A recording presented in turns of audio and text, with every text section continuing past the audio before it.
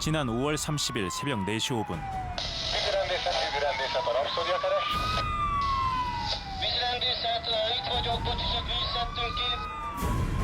헝가리 다뉴브강의 선박들이 긴급히 교신합니다.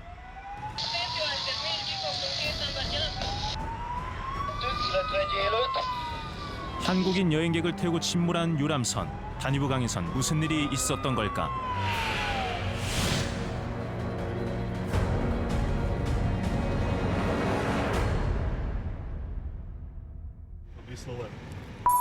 사고 발생 이틀 후 찾아간 헝가리 다뉴브강.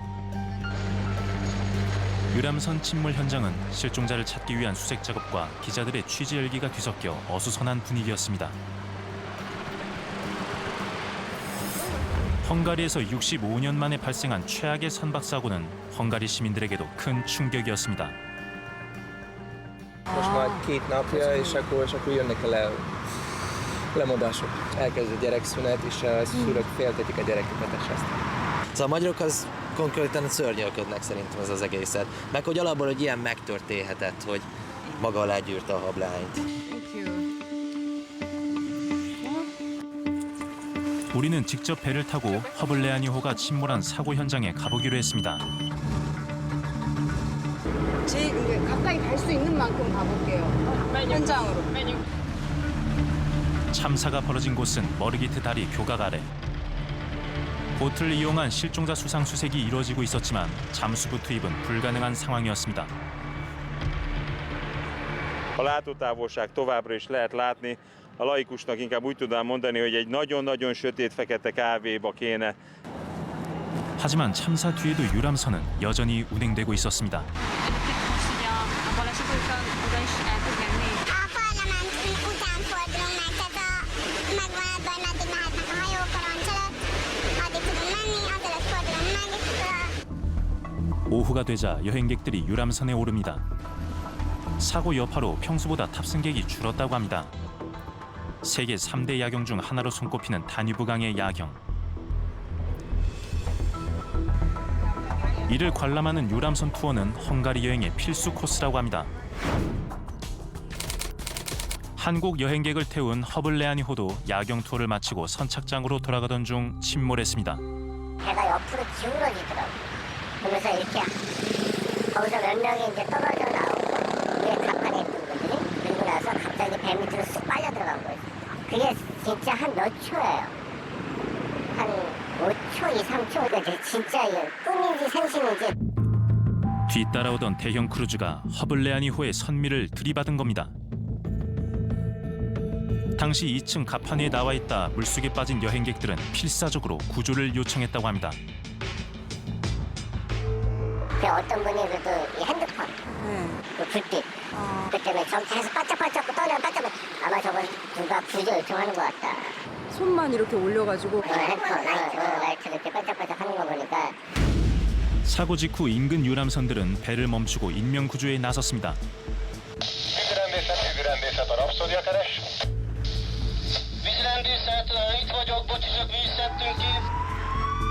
그들 덕분에 다행히 7명이 목숨을 구했습니다.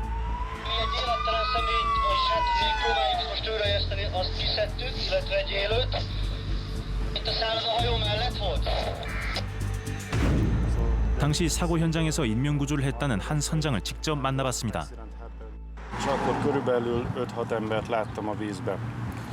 Elkezdtük egyből a mentést, mentőgyűrűket dobtunk ki a bal oldalra, és 2 korai hölgyet sikerült kiemelnünk a vízből. Az egyik ráadásul nagyon sokkos állapotban volt, így azt se tudtuk tőle megkérdezni, hogy egyáltalán milyen fáj, meg hogy hol ütötte be. Nagyon megviselt engem is, és a kollégáimat is azt. 유람선 침몰 소식이 알려진 직후 우리 정부도 긴급 대응에 나섰습니다. 사고 수습을 위해 신속 대응팀을 꾸리고 최정예 특수구조대를 사고 현장으로 급파했습니다. 강경화 외교부 장관도 헝가리 정부 관계자들을 만나 빠른 수색과 철저한 수사를 당부했습니다. 헝가리 경찰 당국은 즉각적으로 그 사고를 연루된 그 크루즈 선박에 승선을 하여서 모든 통신 기록이라든가 자료들을 일체 다 압수를 하고 헝가리 정부는 경찰과 군 병력, 특수장비를 총동원해 실종자 수색에 나섰습니다. 하지만 큰 진전은 없었습니다. 그런데 사고 발생 이후 엿새 만에 한 구의 시신이 발견됩니다. 한국인 남성 55세에서 60세로 추정된 한국인 남성이 거의 확실히 되는 것 같아요. 헝가리에서 주민이 발견해가지고 시신이 발견된 곳은 하르타, 사고 현장에서 102km 떨어진 지역입니다. 우리는 그곳을 직접 찾아가 봤습니다. De ez körülbelül, hát innen egy olyan 800 méterre van. Ott találták meg. Állítólag itt ott dolgozó van az kamerázva, és ott a kamerán vette észre, és ő szólt utána a rendőrségnek, hogy nézzék meg. 이곳 곡물 선적장에서 일하는 직원이 강을 따라 내려온 시신을 발견한 겁니다.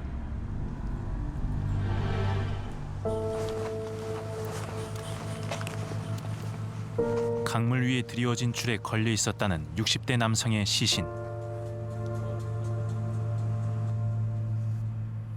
Fönt a hajónál. És akkor a szerencsétlennek a keze akadt el a 혹시 예전에도 이렇게 희생자가 발견된 적이 있냐고 이 근처에. Esetleg volt meg korábban is olyan, hogy itt találtak volna meg valamilyen holtat? Anno persze. Biztos, Mert tudod, itten úgy van a Dunakanyar, és a folyás az pont erre hoz át. 사고 발생 110시간 만에 무려 100km 이상을 떠내려온 시신. 남은 이들은 어디에 있는 것일까?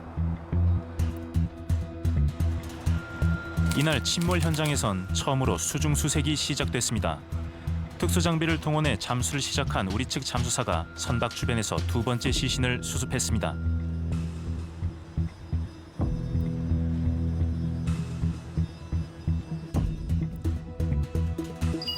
(6월 3일) 첫 번째 실종자를 발견한 이후 사고 현장 주변을 기점으로 100여 킬로미터에 걸친 넓은 지역에서 시신 수습이 이루어졌습니다. 잠수부터 헬기 수색, 주민들의 신고까지 동원한 수색 작전이었습니다. 그리고 참사 발생 13일째 시작된 유람선 인양 작업. 마침내 허블레아니호가 수면 위로 모습을 드러냅니다. 선실은 주저앉았고 선체 곳곳이 휘어져 변형이 심각한 상태였습니다. 사고 당시 대형 크루즈가 치고 지나가면서 가해진 충격을 짐작케 합니다. A kapitányi fülke is teljesen elroncsolódott, és ahogy egy ilyen roncsba szokott lenni, minden összekavarodva, stb. 이날 유람선 안에서 추가로 시신이 발견됩니다. 할머니 품에 안긴 채 숨진 6살 아이. Haló gyermekét bent a hajóban. És ugye rögtön elképzeljük azt a dolgot, hogy vajon hogy próbálta óvni és védeni. 그날 밤 행복한 마음으로 유람선에 올랐을 33명의 한국인 여행객들.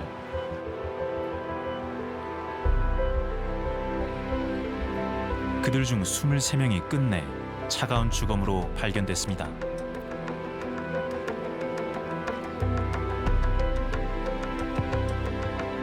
하지만 다뉴브 강에는 아직 돌아오지 못한 3명의 실종자가 남아 있습니다. 세계 3대 야경이라 불리던 아름다운 다뉴브 강변은 이제 참담한 비극의 현장이 되었습니다. 헝가리 당국과 한국 정부 합동 신속 대응팀이 수색 작업을 이어가고 있지만 여전히 찾지 못한 실종자가 3명이나 돼 우리의 마음을 먹먹하게 하고 있습니다.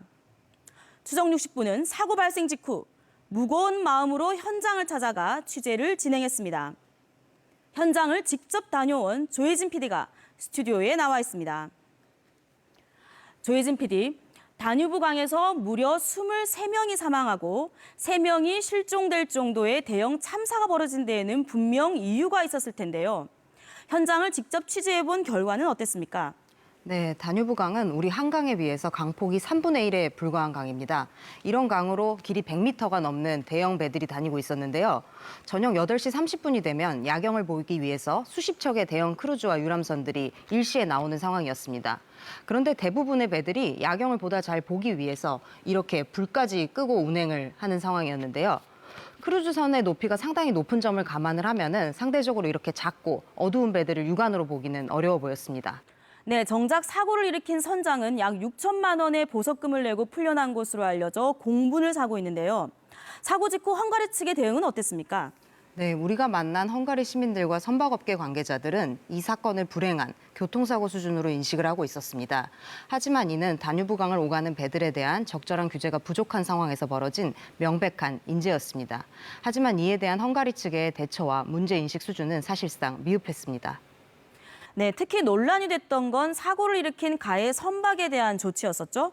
네, 우리가 만난 가해 선박 측 관계자는 왜 이렇게 배가 현장을 빨리 떠났느냐는 취재진의 질문에 돈을 벌기 위해 다른 도시로 나갔다고 대답을 했습니다. 게다가 이미 충돌 흔적에 대한 도색까지 마친 상황이었었는데요. 사건을 수사하는 중요한 증거인데 허블레아니호에 대한 압수수색만 진행하고 왜 가해 선박에 대한 건은 하지 않는 건지 의문입니다. 참사가 벌어진 지 23일이 지나고 있지만 풀리지 않는 의문은 여전히 많습니다. 비까지 내렸다는 그날, 한국인 관광객들은 왜 굳이 유람선을 타야 했던 걸까요? 늦은 밤, 우리는 어렵게 한 전직 동유럽 여행 가이드를 만났습니다. 정재욱 씨는 어쩌면 자신이 이번 참사를 직접 겪었을지도 모른다고 고백했습니다. 잘못하는 그 배를 만약에 내가 한국에 나오지 않았었다면 제가 그 주인공이 되지 않았을까라는 그런 또 생각을 하게 됐었죠. 그동안 다뉴브강에서 수차례 유람선 투어를 해왔다는 정 씨. 그는 다뉴브강이 매우 위험한 강이라고 주장합니다. 원래 그 강의 유속이 워낙 빠른 편입니다. 심지어 사람 눈에 보이지 않는 그 소용돌이가 물 안에서 돌기 때문에 빠져나올 수가, 시신을 찾을 수가 없다는 그런 얘기들을 많이 하거든요. 실제로 우리가 다뉴브강을 찾았을 때 선착장 부근에서 정박을 하지 못하고 있는 유람선 한 대가 발견됩니다. 배가 빙글빙글 돌지 지금. Szerintem azért, mert hogyha lassabban fordult volna, akkor jobban bele tudott volna kapni a víznek az ereje, és sokkal jobban kifordította volna az egész hajót. 유람선을 정박하기 어려울 만큼 물살이 세다는 것. Eltelt már vagy 5 perc, és még mindig nem parkolt be, tehát ennyire óvatosan csinálják. 강 상황을 좀 더 자세히 보기로 했습니다.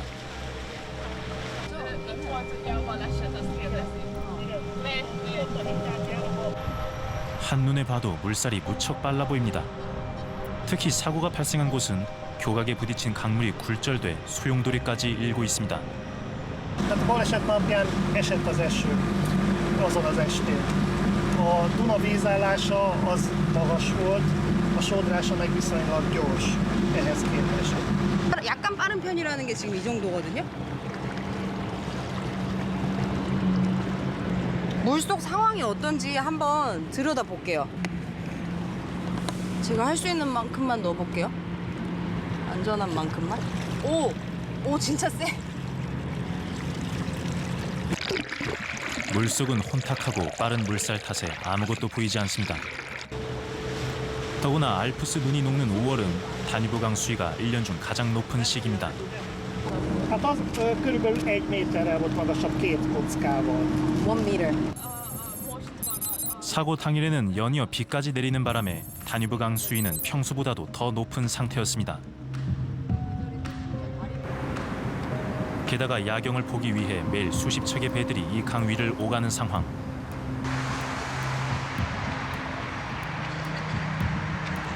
실시간으로 선박 통행 상황을 알려주는 앱을 이용해 실제 다뉴브강을 오가는 유람선의 수를 확인해봤습니다. Hát tetszenek át itt eleve a hajóval a Dunapart, tehát 50 körül van azoknak a hajóknak a száma, amik ilyenkor mozognak, helyi hajó. 밤이 되면 야경을 즐기려는 유람선들은 70척까지 늘어납니다. 다뉴브강을 운항하는 선박은 지난 2002년부터 꾸준히 증가해 15년 사이 2배 가까이 늘었습니다.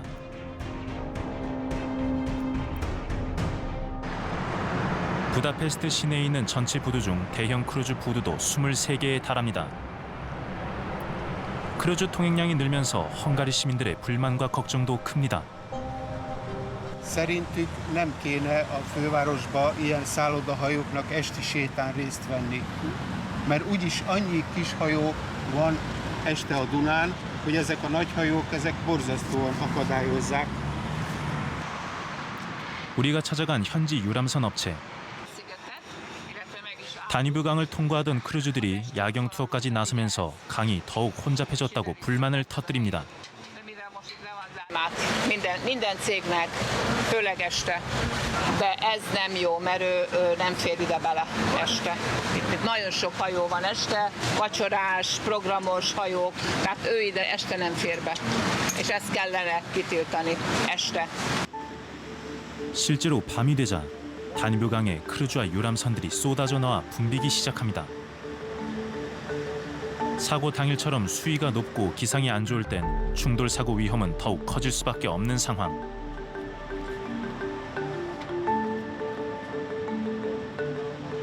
그럴 땐 가이드들도 투어가 꺼려진다고 합니다. 느낌이 안 좋을 때는 저희도 당연히 타고 싶지 않겠죠.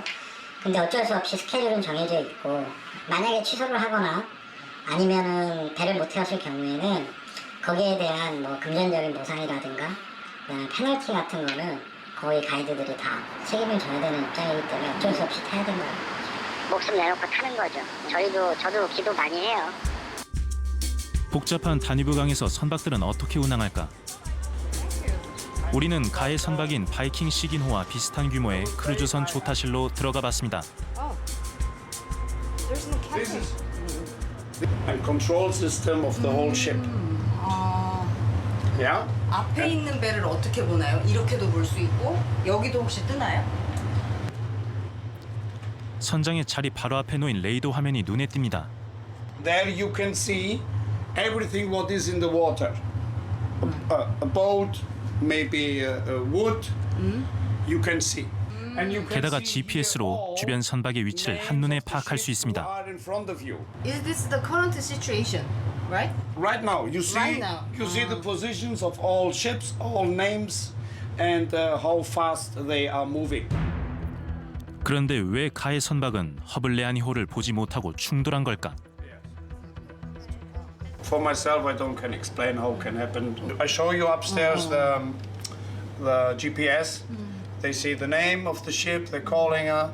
They give the name of our ship, calling to the other ship, and communicate and say, yeah, I see that you are moving so less. I need to pass you. Can you wait? They communicated all the time. 사고를 방지하기 위해 주변 선박들끼리 교신도 한다는 겁니다. 우리가 탄 보트에도 소형 통신용 무전기가 설치돼 있습니다. A nagy hajóig? És a 10-es csatorna. 채널 10. Channel 10. 선박들은 라디오 10번 채널을 이용해 교신합니다. 우리가 선장과 대화를 하는 도중에도 통신이 오갑니다.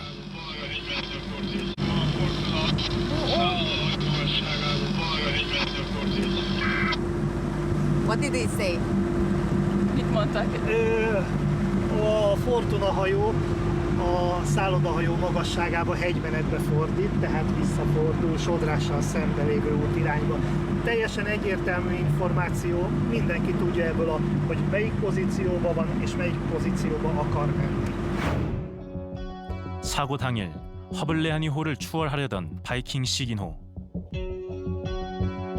이 경우 국제 해상 충돌 예방 규칙에 따라 반드시 교신을 했어야 합니다. 하지만 바이킹 시긴호는 허블레아니호와 아무런 통신도 주고받지 않았습니다. Folyamatosan figyeljük a hajórádiókat, amint több frekvencia is be van állítva. Semmiféle ilyen előzési szándékról, figyelmeztetésről. 기본적인 규약조차 지키지 않은 가해 선박 바이킹 시긴호. 추돌 사고를 일으킨 후에는 후진해 다시 사고 현장으로 돌아왔지만 구조 조치도 없이 사라졌습니다. 뺑소니 의혹까지 불거진 상황, 해당 선사를 찾아가 봤습니다.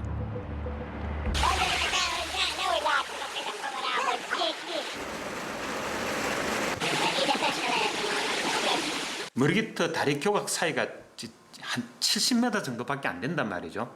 그런 좁은 구역을 두 선박이 나란히 항해를 한다는 것은 일반적으로 위험해서 하지를 않습니다. 그럼에도 불구하고 선장이 그 상황에서 무리하게 선박을 추월을 하려고 했던 이유는 바이킹 시기노의 선장이 허블레니아호를 식별하지 못했든지 아니면은 시간의 촉박 때문에 무리하게 속력을 낮추지 않고 항해를 하려고 하다 보니까 수도 사고가 발생하지 않았나 이렇게 생각이 듭니다. 4개국을 8일간 도는 촉박한 여행 일정을 소화해야 했던 바이킹 시기노. 게다가 당초 저녁 8시로 예정된 출항 시간을 지키지 못하고 1시간 후에야 뒤늦은 출항을 했습니다.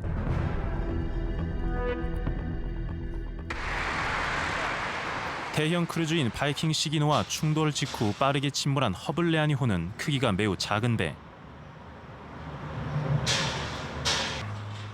한 선착장 직원에 의하면 작은 배들은 주로 전세선으로 패키지 여행객들이 많이 탑승한다고 합니다. Milyen turisták szoktak hozzátok? Koreai, kínai. Illetve kóriák mennyire szoktak jönni nagyságrendileg? Napi szinten. Többször is ilyen 20 főtől 50-60 főig. 허블레아니호가 소속된 회사의 선박들을 살펴봤습니다. 다른 선박에 비해 크기가 훨씬 작습니다. 보다는 규모가 작은 것 같아요. 실제 이 배의 크기를 확인해봤습니다. 선박의 길이는 22.5m. 여기 선박들 대부분은 길이 20m가량의 작은 배들이었습니다. 허블레아니호의 길이도 27m. 바이킹 시기노와 비교했을 때 5분의 1 수준의 작은 크기였습니다. 그 때문에 더 큰 인명피해가 생긴 것 아니냐는 의혹도 있습니다. 저희가 지금 계속 얘기하는 건 뭐냐면 그 작은 배가 아니라 큰 배였으면 그래도 조금 좀 시간적인 여유가 있지 않았을까라는 뭐 그런 얘기도 있고 그런 충격에 조금 더 견딜 수 있는 배가 아니었을 거라고 얘기를 하시는데 그건 절대적으로 맞는 얘기예요. 문제는 뭐냐면 성수기 때는 배를 구하기가 너무 힘들어가지고 어쩔 수 없이 작은 배들 뭐 심지어 그보다 더 작은 배들이 운항을 하는 걸로 알고 있고 심지어 저도 그 배를 타본 경험이 있더라고요. 한국 패키지 여행의 빠듯한 일정이 문제라는 겁니다.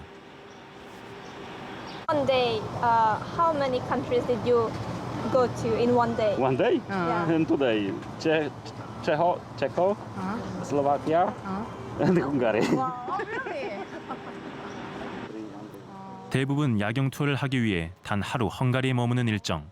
Korean tourists they have a very busy schedule on trips. And Korean group in Budapest, one day. Polish group, 3 days. in Budapest. One day is small time. 짧은 일정 때문에 가이드들은 언제든 운항할 수 있는 작은 전세선을 탈 수밖에 없다고 합니다. 워낙에는 여행사 지금 스케줄이 너무나 타이트하기 때문에 그 주어진 배 안에서 저희가 스케줄을 갖다가 소화를 해야 돼서 아무래도 조금 중간급이나 큰 배보다는 작은 배를 받을 가능성이 많죠. 그러니까 한국 사람들은 바쁘게 빨리빨리 이렇게 다니는 여행 상품으로 이렇게 다니다 보니까는 네네 배가 우리가 선택권이 없는 거죠. 지난 19일 해당 여행사는 2차례에 걸쳐 우리에게 답변서를 보내왔습니다. 사고 상황이나 원인을 떠나 여행사가 1차 책임이 있다고 생각하고 책임지고 수습하고 있다는 것이었습니다. 해당 여행사의 이 말은 끝까지 지켜져야 할 것입니다. 그런데 해당 여행사는 한편으로는 이번 사고가 패키지 여행의 안전 문제는 아니라고 주장하고 있습니다. 사고 당일 많은 여행사들이 관광객들과 함께 유람선에 올랐는데 하필 허블레아니호가 운 나쁘게 사고를 당했다는 업계의 시각도 많습니다. 바로 이와 같은 업계의 인식이 문제를 만든 근본 원인은 아닐까요? 사고 당일 부다페스트에는 50mm가 넘는 비가 내려 강물이 범람 수준으로 불어난 상태로 물결도 거셌습니다. 관광업계 전문가들은 이전부터 다뉴브 강에서 대형 사고가 일어날 것을 예상했었다고 하지만 유람선의 출항을 막은 이는 아무도 없었습니다. 빽빽한 일정을 소화해야 하는 저가 해외 패키지 여행 상품들. 안전 문제를 일으키는 원인 중 하나는 아닌지 추적해봤습니다. 헝가리 사고 여행객들은 209만 원에 발칸반도와 동유럽 6개국을 도는 패키지 여행 중이었습니다. 체코, 크로아티아, 헝가리 등을 단 9일 동안 도는 일정이었습니다. 그런데 우리에게 제보를 해온 전 여행사 사장 최경민 씨. 그는 이 저가 패키지 여행 상품에 대해 폭로할 것이 있다고 했습니다. 패키지가 터졌으니까 터질 게 터졌구나라고 생각을 했죠. 무리하게 했구나. 저가 상품을 300만 원 가까이 돼야 될 걸 200만 원, 169만 원. 유럽을 가거든요. 비행값밖에 안 되잖아요. 그 패키지 회사들의 무리한 5개국, 6개국, 7개국에 그것도 말도 안 되고. 저가 패키지 여행 상품들이 싼 값에 여러 나라를 여행할 수 있는 가성비 좋은 상품인 것처럼 광고하지만 사실상 함정이 있다는 겁니다. 실제 사고 여행객들의 동선을 지도에 표시해봤습니다. 멀리도 간다. 여기 국경이에요. 국경이에요. 네. 블레드를 가서 크로아티아 드브로브 여기까지 어디 있어? 여기 와 정말 징그럽 거네. 이런 일정 처음 봐요. 전 여행사 사장도 혀를 내두를 정도로 살인적인 일정. 아무리 국경을 맞댄 인접 국가들이라고 해도 이동거리가 지나치게 길다고 합니다. 9일에 6개국 이런 나라가 없을 것 같아요. 그런 상품은 제가 볼 때 지구상에 아무도 없을 것 같아요. 중국 애들도 그렇게까지는 안 해요. 그러면 손님들은 큰 어떤 피곤하긴 해도 크게 많이 못 느끼는 건 뭐냐면 한국에서 일단 출발해서 5일 정도 지날 때까지 시차 적응이 안 돼요. 그럼 버스를 타면 계속 자요, 손님들은. 그러니까 손님들은 그냥 넘어가는 거예요. 그렇게. 5일이 지난 다음에 이제 적응을 조금 해나갈 때 되면 이제 한국 와야 되거든요. 싼 값에 여러 나라를 도는 패키지 여행 상품은 어떻게 가능할까? 외국 항공사들이 들어와서 그 중간 구간 있잖아요. 중간 구간을 그룹으로 채워주는 현지 손님들이 별로 많지가 않아요. 그 노선을 채울 수 있는 사람은 한국 사람들 그룹이잖아요. 뭐 스페인, 포르투갈이라든지 그 상품으로는 15만 원 플러스 텍스. 항공료가 15만 원. 그 다음에 서유럽 같은 경우는 뭐 30만 원의 텍스. 주로 외국계 항공사들이 싸게 내놓는 저가 항공권을 구입한다는 겁니다. 비행시간 등 조건이 나쁜 탓에 여행객들에게 인기가 없는 외국 항공사들이 비행기 중간 좌석을 묶어서 한국 여행사에 싸게 판매하는 경우가 많다고 합니다. 여행사는 이 좌석을 패키지 여행객으로 채우는 겁니다. 주로 도심 외곽에 위치한 저렴한 숙소를 잡는 것도 비법 중 하나입니다. 숙박은 우리 한국인들이 패키지로 가서 시내 안에 들어가는 호텔은 패키지에서는 거의 없어요. 대부분 보면은 다 한번 봐보세요. 공항 아니면 다 외곽이에요, 호텔이. 그 공항으로 가면 그나마 좀 저렴하거든요. 호텔은 비싸번쩍 하고. 왜 이렇게 호텔들이 멀리 있냐고. 다음 지역에 더 많이 보기 위해서 다음 지역으로 좀 이동을 해서 있는 겁니다. 라고 이야기를 하면 되잖아요. 체류 국가를 최대한 늘리는 것도 저가 패키지 상품을 만드는 비법입니다. 이게 체류 국가를 늘리면 실제로 모객에 도움이 되나요? 많이 되죠.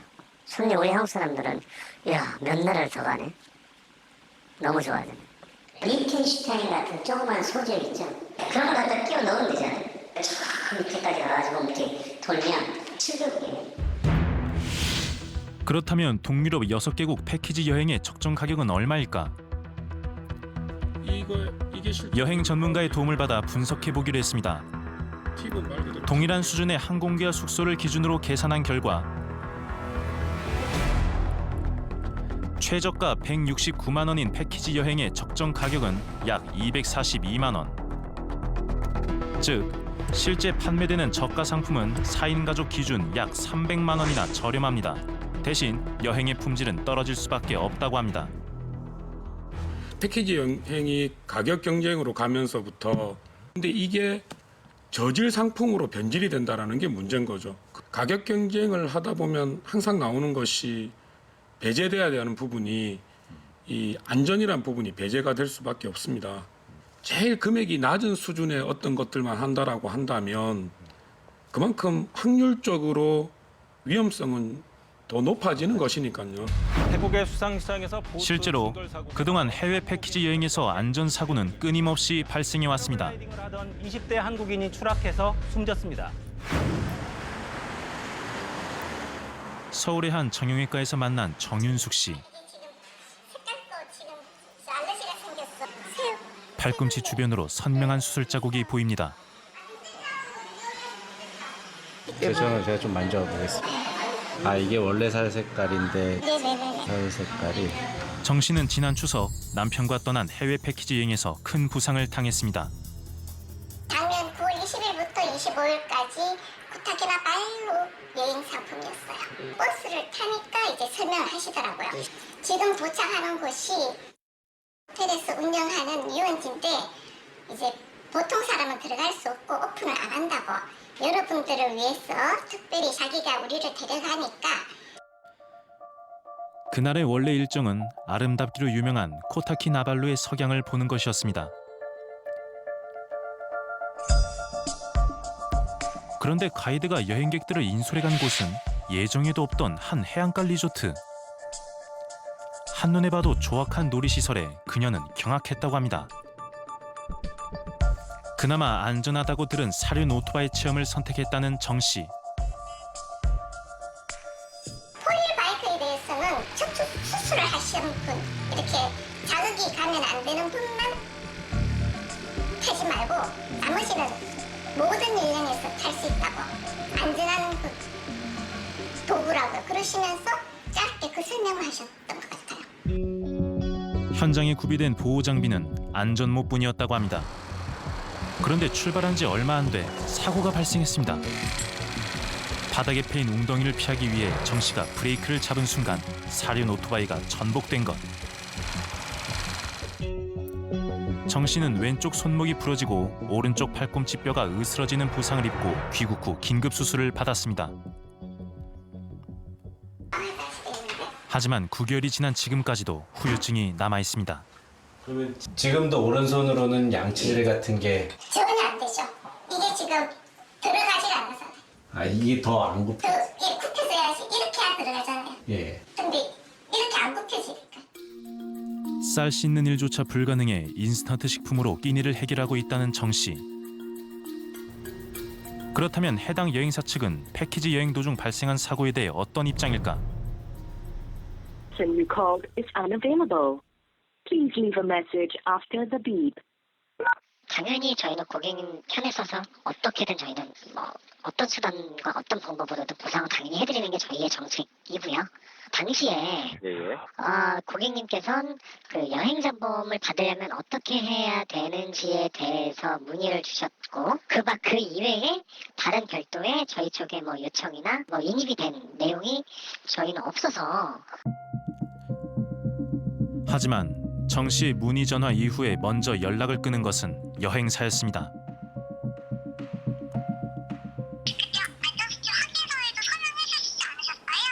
따라한 적 없어요. 알겠습니다. 저도 확인해보고 연락드리고. 네, 알겠습니다. 끝이에요. 아, 이러고 전화 드리겠습니다 하고 이후로는 그 뒤로 연락이 없는 거예요. 전화가 아예 없어요. 아예 없어요. 사고에 대해서 좀 유감이라든지 전혀 없었어요. 너무 억울하고 온통하고 속상한데 그러고 있는 차에 지금 헝가리 사고가 딱 난 거예요. 그랬더니 친구들이 너는 살아왔잖아. 그걸로 위안받아라. 이렇게 이해하더라니까요. 패키지 여행 도중 큰 피해를 입었다고 주장하는 이는 또 있습니다. 지난 3월 동생과 함께 졸업여행을 떠났다는 김난희 씨. 졸업해서 취업을 하면 여행을 갈 여건이 안 되니까 취업하기 전에 여행을 할 수 있는 기회는 지금뿐이다. 여행 준비 시간이 부족했던 남매가 선택한 건 패키지 여행 상품이었습니다. 여기 와가지고 웃겨. 일정이 빠듯하긴 했어도 처음 며칠은 아무 문제가 없었다고 합니다. 그런데 아틀라스 산맥을 넘는 일정을 앞두고 가이드가 뜻밖의 이야기를 꺼냈다고 합니다. 첫째 날인가는 뭐 무슨 버스를 타고 저희가 12시간을 뭐 달릴 건데 이러면서 그때 얘기를 막 하시는 거예요. 근데 버스를 타고 12시간이? 네, 12시간을 어떻게 가지 이제 걱정을 하고 있었는데 평소 멀미가 심해 버스 이동 시간을 확인해보고 패키지 상품을 골랐다는 김 씨. 예상과 달리 새벽에 출발한 버스가 10시간을 넘게 달리자 김 씨는 결국 졸도했다고 합니다. 거의 정신을 못 차려 기억이 되게 뜨문뜨문 있어가지고 계속 이제 토를 계속 그러니까 그래서 위 토하고 이러면서 거의 몸도 제대로 못 갈 정도였고 네 탈수증세도 엄청 심해 보여가지고 병원으로 이송된 김 씨는 여행을 중도 포기하고 동생과 함께 귀국길에 올랐습니다. 하지만 비행기 안에서 상태는 더욱 악화됐고 급기야 비행기는 핀란드 헬싱키에 비상 착륙했습니다. 헬싱키 병원에서 치료를 받은 후 6일 만에 귀국한 김 씨. 패키지 여행이 그녀에게 남긴 건 1,700만 원에 달하는 치료비였습니다. 우리는 해당 여행사 가이드에게 연락을 취했습니다. 버스 여행을 오래 해서 좀 쓰러지셨다는 씨라는 분 기억나세요? 우선은 제가 그거에 대해서 제가 할 말은 없고 회사 쪽에서 말씀하시면 될 것 같습니다. 장시간 버스 여행을 해서 선생님 그거는 회사한테 물어보세요. 네. 그러면 어느 회사에 여쭤보면 되나요? 여보세요? 해당 여행사 측은 서면 답변을 해왔습니다. 김 씨가 쓰러진 당일 실제 운행 시간은 10시간 이내였고 이동에 장시간이 소요되는 건 보편적인 일이며 이제껏 불만 사항이 접수된 적도 없다는 겁니다. 하루에도 수차례 홈쇼핑을 통해 절찬리에 판매 중인 해외 저가 패키지 여행 상품. 오늘 7박 9일 상품을 여러분께 소개하는데요.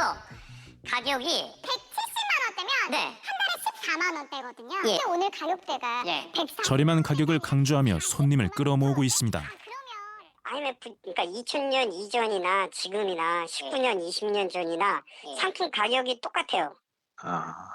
그러니까 이게 말이 안 되는 거죠. 그래서 제가 또 2년을 일하다가 도저히 이건 아니다. 과도한 가격 경쟁이 여행객의 안전에는 어떤 영향을 미칠까? 한 전직 여행사 사장이 우리에게 보여준 회계장부. 시작부터 적자인 여행 경비를 쇼핑과 옵션으로 메우려면 안전에 신경 쓸 겨를이 없다고 털어놓습니다. 여행객을 받을 때 마이너스로 시작이 되면은 적자 아니에요? 적자로 시작되는 거. 네, 적자로 당연히 시작이 되죠. 그래서 그 적자 폭을 메꾸기 위해서 쇼핑 수익과 그 옵션 수익으로 해서 이 부분을 메꿔 나가야 되는 상황이 되는 겁니다. 이런 식의 저가 경쟁 때면은 안전사고가 계속 발생될 수밖에 없죠. 이 안전사고는요, 가스풀을 지나가고 있는데 독사가 깔려있는 거하고 똑같은 거거든요. 운 좋게 지나갈 수도 있지만 재수 잡으면 물릴 수도 있는 거고 누구나 한테 다 갈 수 있는 사고라는 거예요. 발칸 동유럽 6개국 8박 9일에 169만 원. 패키지 여행사들은 값싼 비용에 여러 나라를 둘러볼 수 있다며 홈쇼핑 광고 등을 내세워 관광객들을 모으고 있습니다. 이 상품들은 높은 가성비를 인정받아 대부분 잘 팔려나갑니다. 그런데 한 현지 여행사가 우리에게 장부를 제공했습니다. 내용을 살펴보면 홈쇼핑 촬영 지원비로 약 460만 원 등 총 1,700만 원 가량을 국내 여행사에게 지불했다는 걸 확인할 수 있습니다. 일부 여행사들이 홈쇼핑 광고비까지 현지 여행사에게 떠넘기고 현지 여행사들은 수익을 남기기 위해 최대한 비용을 아껴 값싼 투어 등을 진행하면서 문제가 발생합니다. 현행법상 국외 여행 인솔자의 의무 중 안전을 분명히 명시하고 있지만 고객의 안전은 돈 앞에서 늘 뒷전이 되고 마는 겁니다. 결국 일부 여행사의 잘못된 행태로 인한 참담한 피해는 고스란히 여행객들의 몫으로 돌아가고 있습니다. 우리는 지난 2월 패키지 여행을 떠났다가 아내를 잃었다는 한 남성을 만났습니다.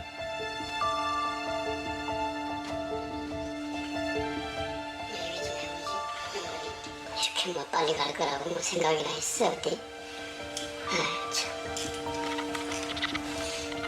아내와 함께 중국 상해 패키지 여행을 갔었다는 박상호 씨. 그런데 여행 막바지 아내가 갑자기 극심한 피로를 호소했다고 합니다. 마지막 3일 차에 이제 저희 집사람이 여보 힘들어서 호텔로 들어갔으면 좋겠다 그러더라고요. 힘이 없고 그냥 다리도 힘이 없고 뭐 팔도 힘이 없고 그렇다 그러면서. 가이드가 불러준 택시를 타고 아내와 호텔로 돌아온 박 씨. 하지만 아내의 상태는 점점 악화됐다고 합니다. 가이드한테 이제 전화를 해가지고 피도 좀 나고 하니까 뭐 약이라도 좀. 그랬더니 가이드가 찾아준다고 얘기는 했어요. 다시 또 전화를 했죠. 약은 어떻게 된 거냐. 약국에 문을 닫아서 약을 못 샀다 이거예요. 몇 시에 들어오냐 그랬더니 뭐 말로는 한 11시 정도 돼야지 도착을 한다 그러더라고요. 11시. 밤 11시. 가이드에게 7차례나 전화를 걸어 도움을 요청했던 박 씨. 하지만 가이드가 돌아온 건 밤 11시 무렵이었다고 합니다. 정말로 답답하더라고요. 긴급 상황 전화번호가 있어가지고 일로 전화를 돌리다가 그만두고 그랬거든요. 뭐 말이 통합니까? 뭐가 통합니까? 어플에 통화하면서 그렇게 침약을 사오라 해갖고 저는 이 기관지 쪽이 안 좋고 그런 줄 알았어요. 환자 상태가 뭐 급하다라는 눈치를 못 채셨어요? 저쪽에서 호텔에 도착해서 어머님이 그 구급차에 실어가는 걸 보고 저도 그때 알았거든요. 박 씨 아내는 평소 폐질환을 앓고 있었습니다. 하지만 무리 없이 여행 일정을 소화할 정도로 건강상 큰 이상은 없었다고 합니다. 그 전날 뭐 이렇게 여행하고 그러는데 호흡이 곤란하다든지 그런 이상은 전혀 없으셨고요. 네, 전혀 없었고 항상 웃으면서 다녔어요. 이분이. 하지만 10시간 넘게 호텔에 방치돼 있다 응급실로 실려간 박 씨의 아내는 그날 밤 급성 폐렴으로 사망했습니다. 장례가 끝난 후 해당 여행사는 가족들에게 한 장의 서류를 보내왔습니다. 29만 3,400원을 환급을 해주겠다. 원만한 합의를 체결하였으므로 여행에 관련된 모든 불만에 있어서 추후 재론하지 않도록 합니다. 이 문구에 전부 다 식구들이 눈이 돈 거예요. 우리는 여행사 측에 인터뷰를 요청했습니다. 여행사는 사망 사고가 지병으로 인해 발생했고 안전 조치 등 의무를 했으며 위로금으로 여행 경비의 절반을 제한했다고 답했습니다. 어떤 정신 나간 자녀도 부모님 컨디션이 정말 오늘 내일 하는데 고작 중국 상해 여행을 보내드리는 멍청한 자녀들은 없어요. 비행기 타시기 전날도 저랑은 통화를 했거든요. 잘 다녀오세요. 그리고 알았네 고맙네 라고. 이렇게 돼버리니까 정말 황망하다? 허망하다? 이거는 뭐 어떻게 표현을 할지 모르겠어요.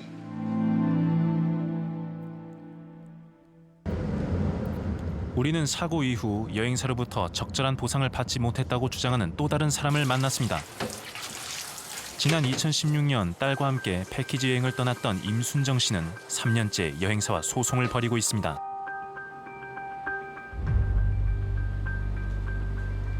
호주, 뉴질랜드 남북 10일 패키지 여행이었어. 근데 그날 빗길에 이 우리 기사가 이제 이 차를 추월하려고 했는데 이 차가 심하게 엄청 흔들리고 심하게 흔들리면서 머리 부딪히면서 자기 엄청 큰 소리에 깼다는 거예요. 그날 저녁부터 두통과 손저림 등의 증세를 호소하기 시작한 딸. 상태가 심상치 않다고 판단한 임 씨는 중도 귀국을 요청했지만 가이드는 불가능하다는 통보를 한 후 약을 구해다 줬다고 합니다. 당시 가이드가 준 약은 시탈로프람. 그런데 불안증이나 우울증에서 사용하는 정신과의 의사의 처방을 받아야 될 약물이죠. 미스거리거나 어지럽거나 졸리거나 설사, 두통 같은 부작용이 있을 수 있으므로 의사의 면밀한 관찰을 요합니다. 그냥 이거 먹으라고 해서 저희는 먹은 거죠. 무슨 약인 줄 알고 드셨어요? 뭐 그 후 상태가 악화돼 병원에 실려갔다는 임 씨의 딸. 병원에선 보호자 동의도 없이 뇌수막염 검사를 실시했다고 합니다. 척추 펑션 넘버 펑션이라는 걸 해야 된대요. 그러면 그 고통이요 말도 못한대요. 웅크리고 그 배반으로 갖고 그 척추에다 놓고 뭐 수액을 빼는 건가 봐요. 그거를 했다라는 거예요, 쟤를. 동의도 없이 아무 설명도 없이. 그런데 병원 검사 동의서엔 임 씨의 딸이 서명한 것으로 돼 있습니다. 우리는 임 씨의 딸에게 직접 서명을 해보도록 부탁했습니다. 한눈에 봐도 다른 글씨, 동의서가 위조되었을 가능성이 커 보입니다. 공교롭게도 그 직후 시작된 발작과 간질 증세로 지금까지도 약을 복용하고 있다는 임 씨의 딸.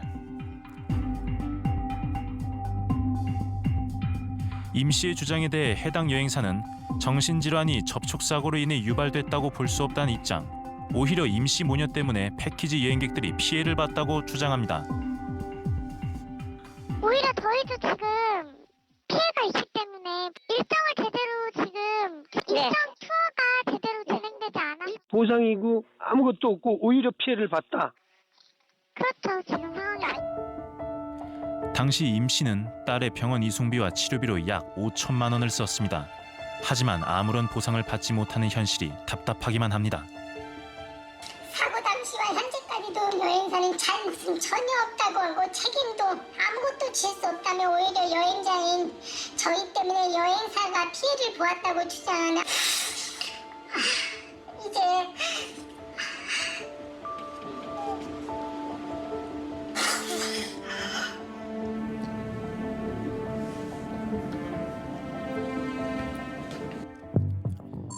한국소비자원의 자료에 따르면 해외여행에서 피해를 당하는 사람들이 최근 급격히 늘고 있습니다.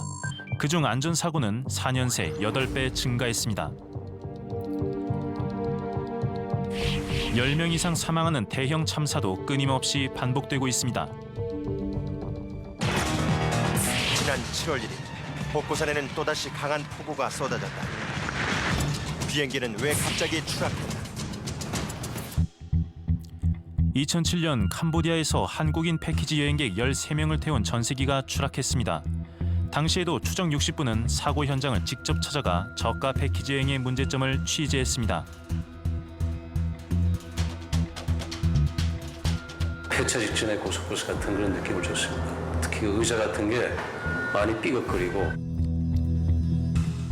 캄보디아 프놈펜에서 이륙 직후 밀림지대에 추락한 비행기. 당시 캄보디아 군인과 경찰은 물론 현지 교민들까지 총동원돼 시신 수습에 나섰습니다. 승객은 모두 사망한 상태로 발견됐습니다.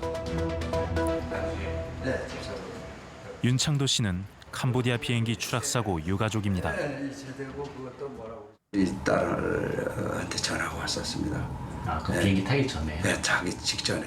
그래가지고는 나보고 그러더라고요. 잘했냐고. 네, 그리고 얼마 안 돼서 사고 난 거예요. 생후 8개월이던 막내 아들을 맡기고 두 자녀와 여름 휴가를 떠났던 딸과 사위. 사고 직후 현지에 가서 시신을 수습하면서도 자녀들의 죽음을 믿을 수 없었다고 합니다. 무척 힘들었어요. 그때 당시 12년 전거 생각하면 참 가슴이 메어지죠. 근데 이번에 또 이런 사고와 비슷한 사고가 나니까 안전불감증과 참. 막내 손주가 훌쩍 자라 중학생이 되는 오랜 시간 동안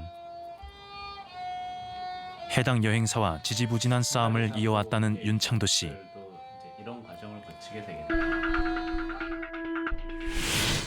유가족들이 제기한 손해배상 청구 소송에서도 해당 여행사는 끝까지 책임을 부인했습니다. 하나투어는 책임을 완전히 부인했습니다. 책임 부인의 근거는 하나투어는 자기는 PMT 항공에다가 그냥 그 티켓을 대신 사준 거에 불과하다. 본인들이 모객을 한 여행객들이었고 본인들이 판매한 여행 상품으로 여행을 진행 중에 사고가 났는데 그런데도 책임을 다 부인한 건가요? 가족을 잃은 슬픔도 컸지만 사고 이후의 과정이 더 힘들고 고통스러웠다는 윤창도 씨. 더 이상 같은 아픔이 반복되지 않아야 한다고 말합니다. 사랑하는 가족들을 다 잃고 슬픔에 한참 잠깁니다. 그리고 어느 정도 이제 그 아픔이 조금 덜해질 때 소송을 하게 됩니다. 아무도 책임을 안 지니까. 제일 사고에 두 번 힘든 거죠. 헝가리 그 사고도 글쎄 모르겠어요. 제가 두 눈 부릅뜨고 한번 지켜볼 겁니다.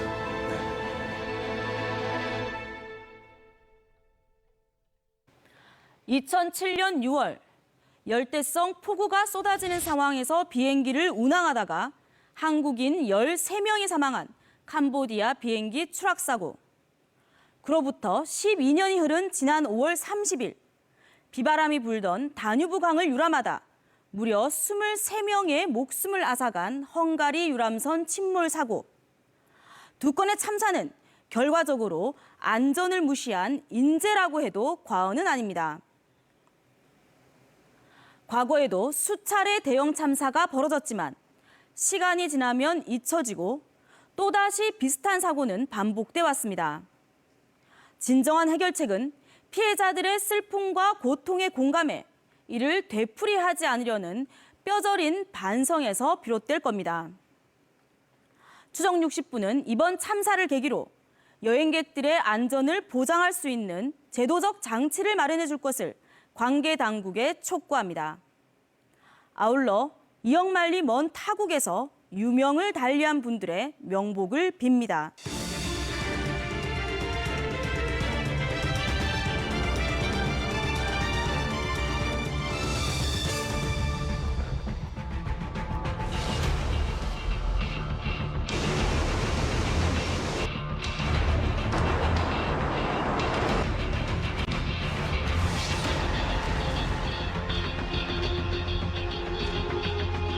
지금은 다 달려고 살아요. 그때는 다 달려고. 사형선고 받았으니까 태양의 말기라고 그러죠.